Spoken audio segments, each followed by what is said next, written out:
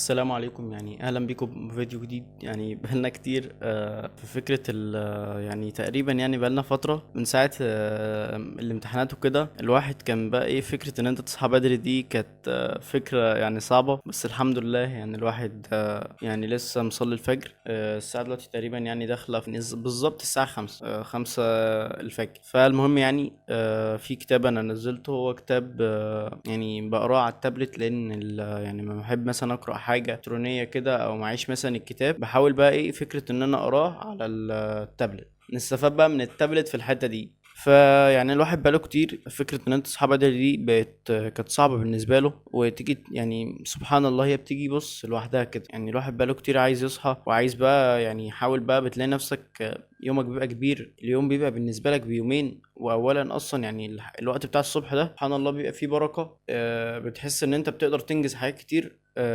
ممكن ما تنجزهاش في وقت تاني. فبجد يعني انصحك جدا، يعني لو انت مش بتصحى بدري حاول تحاول. يعني الفكرة في ان انت تحاول بس تصحى بدري، حاول يعني على قد ما تقدر تحاول، وتحاول ان انت تجبر نفسك. يعني هي الفكرة ان انت صعبة جدا ان انت تجبر نفسك، بس فكرة ان انت لازم تجبر نفسك، يعني لازم تربي نفسك على ان انت ايه تعود نفسك على الحاجات دي دلوقتي، لان انت في سن دلوقتي هو سن البناء. يعني انت المفروض سن دلوقتي ان انت بتبني نفسك، بتحاول ان انت تأسس نفسك، تقوي نفسك، بحيث ان انت بعد كده ما تيجي تتعامل مع حد او في شغل او في وظيفة او في اي حاجة، فانت تقدر تتعامل. فاهمني؟ خلينا نروح نقرا لنا شوية بس، يعني حاسس ان الواحد دلوقتي مصحصح سبحان الله شوية كده. فخلونا يعني ايه نروح ناخد لنا جزء كده، نقرا شوية مثلا نصاية ونرجع تاني. قل الحمد لله وسلام على عباده الذين اصطفى. الله خير أما يشركون. أمن خلق السماوات والأرض وأنزل لكم من السماء ماء فأنبتنا به حدائق ذات بهجة ولكن لا تفقهون تسبيحهم. سبحانه. هو الله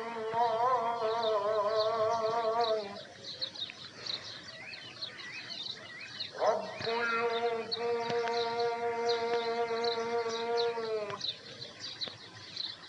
رب الوجود،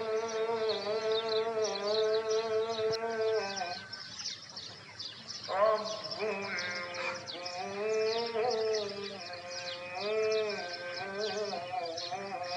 ولا معبود إلا هو.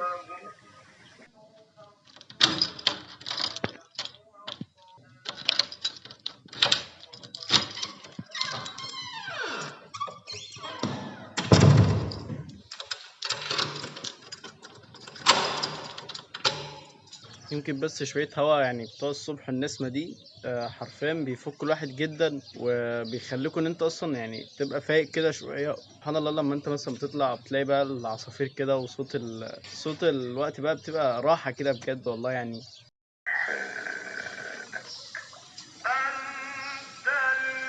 المستجاب به، من زاده لائل بالبال جاذاك. معي بقالي كتير بالله جدا ما العامة. نزلتش. يعني عاملين يا شباب، يعني المفروض كنت بسجل الفيديو والفيديو طلع اصلا مش بيسجل. فيعني هقعد بقى اعيد الكلام تاني. يعني حاجه صباح الف، عشان بس يعني الواحد بيتعب جدا والله ان هو يصور الفيديو ده. يعني سواء بقى ممكن مره تلاقي الكاميرا عامله بلور، مره تلاقي الفيديو اصلا مش بيتصور. ف الحمد لله، الحمد لله على كل شيء. من الحاجات الكتير اللي كنت عايز اتكلم عليها يعني هي فكره ان احنا نحاول نشيل نفسنا من الناس اللي بيبقى عندها مثلا اهداف بس هي يعني مش زينا. يعني عارف فكره ان انت هما مش شبهك كاهداف، هما ليهم اهداف تانية وانت ليك اهداف تانية. نحاول نشيل نفسنا من الحته دي خالص. يعني بعض الناس بتقعد تقول لنفسها ايه انا كده كده يا عم هغيرهم مش عارف ايه. واحيانا ده بيكون اصلا يعني هو ده سببك لطريق الفشل. يعني بيبقى ليه اهداف. يعني كنت شفت بيقول لك ناس كانوا يعني بسبب صحابه، هو فكره يعني بسبب الناس اللي معاه. بيقول لك كانوا طالعين مصيف، فواحد كان يعني ملتزم وكده، بيقول لك راح هناك شرب خمره، نزل البحر مات. يعني اللي انت اكيد يعني الناس اللي حواليك هتفرق معاك جدا، سواء بقى هتطورك او هتنزلك في القاع. احيانا لازم يكون عندك مبادئ ما تتنزلش عنها. يعني انا مثلا في حاجات كتير بعملها مثلا في يومي الصبح، انا لا انت الحاجات دي انت ممكن اللي هو ايه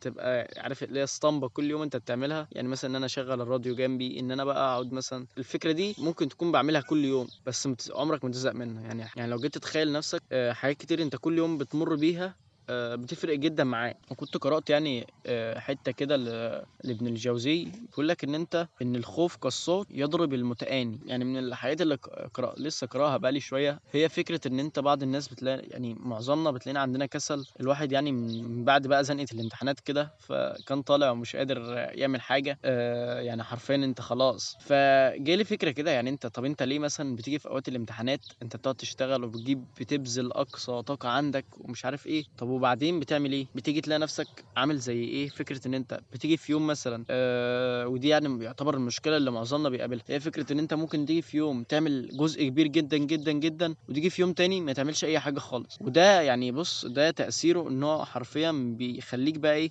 ان انت فكره ان انت كل يوم مثلا تيجي تقعد تشتغل يوم واسبوع لا ما تعملش اي حاجه. وده شيء غلط جدا. انت المفروض ان انت تنظم اوقاتك، تخلي ان انت كل يوم انا ببذل اللي اقدر عليه بس. يعني انا ايه كل يوم انا شغال. يعني انا ببذل. ممكن تلاقي يوم مثلا مقطع معاك ماشي. هي دي الفكره ان انت مثلا يعني كان في حديث كده بيقول لك ان انت لما بتصحى الشيطان بيعقد عليك 3 عقد. فانت لما بتصحى بتذكر ربنا ففي عقده بتتشال، ولما تتوضى العقده التانيه بتتشال، ولما تصلي العقده التالته تتشال. وكان كل عقده بيقول لك ان انت عليك ليل طويل فارقد. يعني انت لسه قدامك يا عم. ده لسه الشيطان بيقعد يقول لك ان انت لسه قدامك شوف قد ايه. فمن الحاجات اللي بجد هي حرفيا بتخليك بقى نشيط جدا هي الفكرة ان انت تروح جاي قايم تذكر ربنا وقت الفجر مثلا او قبلها بشوية، وتصحى تقعد ان انت تروح جاي قايم متوضي تذكر ربنا وتروح تصلي في المسجد. تيجي تقول مثلا تشتغل بقى تبدأ في يومك. يعني تيجي تبدأ يومك حرفيا بجد هتلاقي نفسك بتنجز كتير، بتلاقي نفسك نشيط. يعني سبحان الله كل يوم مثلا بتلاقي نفسك يعني الحمد لله انت ربنا كرمك وان انت قادر تشتغل وبتعمل. يعني اوقات كتير بقعد اقول مثلا تخيل مثلا في ناس كتير بيبقوا مصابين بحاجات كتير يعني اللي هو ايه وما يقدروش يشتغلوا وبيشتغلوا وبيعملوا اكتر منك. ساعتها يعني ساعتها اللي هو ايه عارف ان انت بتستنكر نفسك. يعني طب انت ايه لما دول مثلا. يعني كنت شفت فيديو لشخص حافظ القرآن وهو اصلا يعني كفيف. فبقعد اقول لنفسي طب اما هو ده كفيف ويعني ويعني وحافظ القرآن، طب انت حجتك عند ربنا ايه؟ ان انت مثلا هتقول لربنا ايه مثلا انت يعني ما حفظتش القرآن؟ تقول لربنا ايه ان انت ما اشتغلتش على نفسك وحاولت انت تفيد الناس وتعمل ان دي عبادة وتفيد الناس وتفيد غيرك؟ هتقول لربنا ايه؟ عندك حجة ايه؟ فبجد لا بتخليك ان هي تحول معاييرك او تحول مبادئك او تبص تخليك ان انت بص تعيد تفكير تاني، تحاول تصلح من نفسك كل يوم، تحاول ان انت تشيل من نفسك حته اليأس وحته الكسل. يعني الكسل ده من اكتر الحاجات اللي هو بيقول لك كنت شفت جمله لابن الجوزي بيقول لك ان انت الكسل بيخليك انت دايما في انحطاط وبيخلي اقرانك عندهم علم وانت جاهل. بيقول لك هل الحته دي عندك حلوه بالنسبه لك؟ يعني انت فرحان كده ان انت قاعد كسلان واقرانك كلهم عندهم علم وانت جاهل. ودي برضو من الحاجات يعني اللي حاولت يعني بجد هتغيرك جدا جدا ان انت تركز مع نفسك، تحاول تطور من نفسك كل يوم، تحاول تشتغل على نفسك. يعني نستكمل بقى اللي احنا هنقوله بقى اما نروح، لان عايز دلوقتي اروح ان انا يعني احاول اكمل اشتغل شويه. فخلينا نروح نشتغل شويه يعني. فأنبتنا به حدائق ذات بهجة ما كان لكم أن تنبتوا شجرها أإله مع الله بل هم قوم يعدلون أمن جعل الأرض قرارا وجعل خلالها أنهارا وجعل لها رواسي وجعل بين البحرين حاجزا أإله مع الله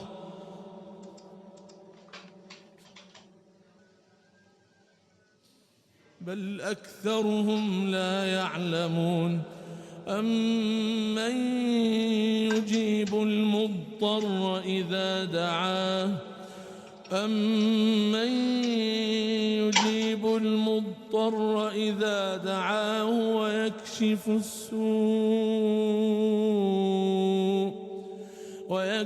السوء ويجعلكم خلفاء الأرض. عاملين يا شباب، يعني الساعة دلوقتي تقريبا داخلة في 9:15، يعني انا حرفيا أنا خلاص انا فصلت، ما عدتش قادر اعمل حاجة خلاص. بس المشكلة ان انا المفروض عندي ميتنج، ان انا نقعد يعني نشرح بقى المفروض الحاجات، لو حد يعني موبايل ابلكيشن كان اشتغلوا يعني قبل كده او خد التراك وكده، المفروض بقى نشرح لسه هنشتغل على المشروع ازاي، وان ازاي هنقسمه وكده، وازاي هتعمل اليوزر فلو ومش عارف ايه. ف يعني لسه مش عارف احنا بقالنا قد ايه، بس انا كنت عايز استكمل يعني اللي انا بقوله. انتوا شايفين اصلا يعني الواحد خلاص انا فصلت، ما عدتش قادر اكمل اصلا. بس بجد يعني انت من اكتر الحاجات اللي بتخليك تكمل، ان انت مثلا لما بتيجي تشتغل في اي حاجه، او مثلا لو نفتح مثلا شاشه بيضاء ثواني، ان انت لما تيجي تشتغل في اي حاجه، الهدف الاول بالنسبه لك هو ان انت تتنيك يعني مستمر كل يوم على الانتاجيه، او ان انت تتنيك كل يوم مستمر ان انا احقق حاجه كويسه. من اكتر الحاجات بقى اللي انا يعني كان في جمله كده لابن الجوزي بيقول لك ان الخوف صوت يصاد به المتأني. هقول لك مثال. لما مثلا بتيجي مثلا في ايام الفاينل، او ايام مثلا وراك امتحانات، او ايام مثلا مزنوق وراك مثلا امتحان مثلا في درس او كده، ايه اللي بيخليك تشتغل؟ لان انت بتبقى خايف، مثلا خايف، انت شفت انت قلت ايه، خايف ان انت مثلا تروح ما تعرفش تجيب درجه، تنضرب، او مثلا حد يهزقك. اللي هو الفكره دي ايه اللي بيخليك بقى تشتغل في الحته دي؟ ان انت ايه، خايف ان انت يعني وقت الامتحان انت بتبقى خايف مثلا، بتبذل اقصى ما عندك. يعني ايام الفاينل دي انا حرفيا هتلاقي نفسك ان انت يعني سبحان الله بتبذل اقصى طاقه عندك، ويبقى عندك طاقه. طب انت جبت الطاقه دي منين؟ يبقى انت عندك طاقه، بس انت بس اللي مش عارف تشتغل او مش عايز تشتغل. يعني انت عندك كده طاقه بس انت مش عايز تشتغل، يعني هي دي المشكله. ايه اللي بيخليك تشتغل بقى؟ يعني ايه النقطه اللي كانت بتخليك تشتغل؟ لما تتزنق او تنضغط تلاقي نفسك وراك امتحان بقى بكره مثلا، ما تعرفش حاجه اصلا عن المنهج.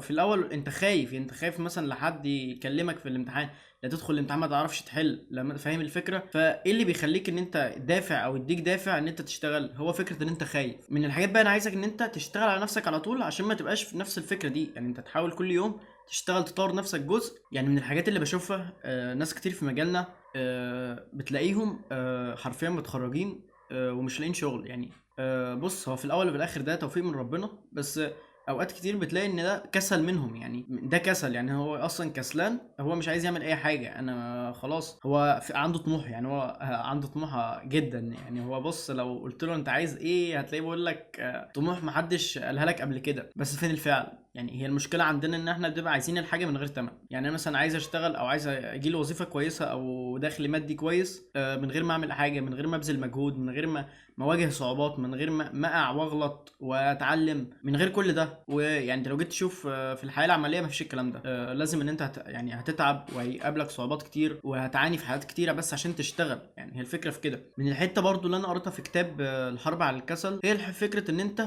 ادعي ربنا. يعني انت فكره ان هي فكره ان انت تسال ربنا بالدعاء، ان انت يعني بص تدعي ربنا ان انت ربنا يوفقك. وكنت شفت فيديو كان بيقول لك ايه، ان انت عارف فكره ان انت تخرج من المستنقع، يعني اللي هو ايه المستنقع، كوم الزباله بمعنى الحرف يعني. وهو ده فكره ان انت الناس اللي حواليك، يعني الناس اللي حواليك اللي مش هيبقوا مثلا عايزين يحققوا حاجه او عايزين يعملوا اي حاجه، اوقات كتير انت ده بيأثر عليك جدا بالسلب، وبيخليك ان انت طول الوقت انت حاسس ان انت يعتبر انت ما انجز حاجات كتير، وعندك انت افضل حاجه اصلا، وخلاص انت مش هتأمل ان انت تعمل حاجه اصلا. انت محطوط في بيئه انت افضل شخص فيها، وانت اللي هو انت عامل اكتر حاجه في البيئه اللي عندك دي. فانت مهما تيجي تفكر او تيجي تراجع نفسك او تيجي مثلا تصحح اخطائك او المبادئ اللي عندك، خلاص انت اصلا الحاجه اللي انت فيها مش يعني عارف فكره ان انت مش محتاج ان انت تتطور. يعني انت مفيش داعي ان انت تتطور. يعني انت اوقات كتير بتعمل الحاجه دي في داعي ان انا اطور نفسي عشان انا الاقي شغل. طب انا مثلا لقيت الشغل فانا خلاص انا ممكن ما اطورش من نفسي تاني. هي دي برضو الفكره، ان انت ما بتلاقي نفسك انت ما بين صحبه او بيئه محبطه، ان انت مثلا تيجي تقول له انا عايز اعمل كذا، يقول لك يا عم كان غيرك عمل مش عارف ايه، مش انت اول واحد يعملها. اوقات كتير مثلا ما تيجي تفكر في حاجه يقول لك لا انت لازم تمشي كده. ومشكلتنا في حاجه ان انت اوقات كتير ان انت بتيجي بتمشي ورا قطيع. انت ما فيش حاجه بتفكرها بدماغك، ما فيش حاجه انت مثلا حتى لو مش بتفكرها بدماغك بتفكر فيها. هي الفكره عندك ان انت لازم تفكر في الحاجه دي. طب انا مثلا فكرت فيها وعملت اللي عليا خلاص، انما فكره ان انا بقى اتنين قاعد حاشر نفسي ان انا مش هحقق حاجه، وانا اصلا ما اقدرش احقق حاجه، والناس خلاص سبقتني، والناس انا خلاص اترميت ورا ومش عارف ايه. يعني كنت شفت جمله لابن الجوزي بيقول لك ان انت الخيل لما تيجي في اخرها في اخر حاجه في الخيل بتلاقيها بتجيب اكتر حاجه عندها، يعني اكتر طاقه عندها بتجيبها. تبقى ماشيه في الاول ماشي ماشي ماشي، اخر حته في السباق بتجيب اكتر حاجه عندها. طب تخيل ان ده الخيل، يعني انت حاجه اصلا مش عاقله. طب انت يعني انت مثلا الشخص العاقل اللي المفروض اللي ربنا ميزك بالعقل، انت تعمل ايه؟ يعني المفروض انت تشتغل، المفروض ان انت تبذل مجهود، ان انت تحاول يبقى عندك هدف بتبذل عشانه. الاشكاليه عندنا ان احنا اوقات ما بيبقاش عندنا هدف، ولو عندنا هدف بيبقى في ناس محبطين جنبك، البيئه اللي معاك، ولو ما طلعتش من البيئه دي انت مش هتتغير. يعني خلاص انت هتتنيك كده قاعد مش هتتغير ولا هتعمل اي حاجه ولا هتتطور في اي حاجه.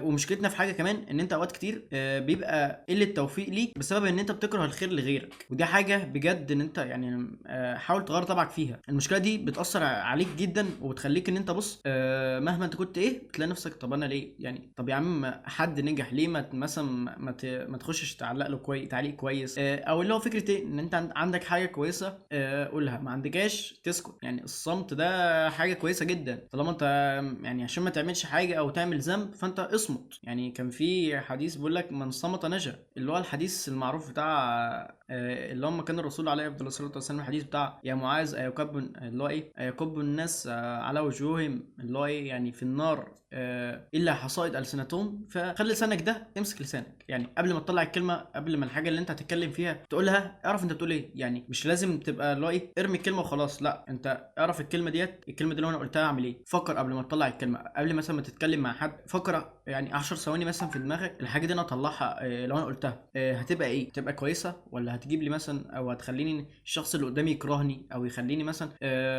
النقاش اللي انا عامله ده انا هخسره من غير حتى لو انا صح انا هخسره. فهي دي المشكله. فانت حاول ان انت تصحح يعني. وبرده الحاجه اللي انا عايز اوصيك عليها في اخر الفيديو هو ان انت حاول تصحح مفاهيمك. يعني اوقات كتير بنبقى عارف فكره ان انت ما بترضاش بالحاجات البسيطه. والله يا ابني يعني الحاجات البسيطه لما انت تيجي تركز اوقات كتير الحاجات البسيطه دي في ناس كتير بتبقى عندها بقى بص يعني الفلوس اللي قد ايه ومش عارف ايه وكل حاجه، وما بيعرفش يعملوا الحاجات البسيطه دي اللي انت بتبقى مفكرها سهله وبتعملها كل يوم مش راضي عنها. فانت حاول ان انت يبقى عندك رضا، حاول ان انت يبقى عندك رضا بالقضاء والقدر، عندك رضا بالحال اللي انت فيه، حاول تحمد ربنا بالحال اللي انت فيه. يعني في ناس كتير انت لو مكانها مش هتستحمل. وخليك عارف دايما ان انت لا يكلف الله نفسا الا وسعها. الحاجه الصعبه اللي انت بتشتغلها دلوقتي يعني ربنا لو انت مش قدها ما كانتش هتبقى انت موجود فيه، انما يعني انت قدها. طب هتقول لي منين؟ هقول لك لا يكلف الله نفسا الا وسعها. فانت لازم ترضى. الصلاه انت لازم تصلي تلتزم بالخمس صلوات. طب قصرت يعني ربنا يتوب علينا، انت ترجع تتوب تاني، سارع في التوبه. انا قصرت اسارع في التوبه، ما تننيش قاعد في الفطور قاعد في الانتكاسه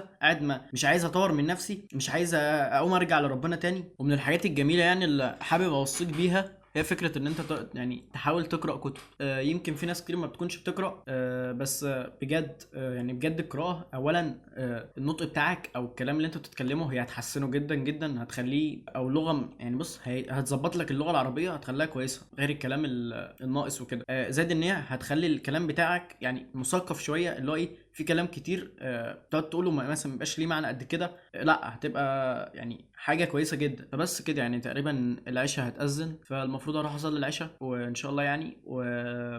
هحاول بقى ان انا اخلص الميتنج وبس كده يعتبر ده يوم. يعني لو انت عجبك الفيديو ما تنساش بقى ايه تعمل سبسكرايب وتحاول ان انت ايه تدعي لنا كده دعوه حلوه. يعني انتظرونا بقى باذن الله في الفلوج الجاي.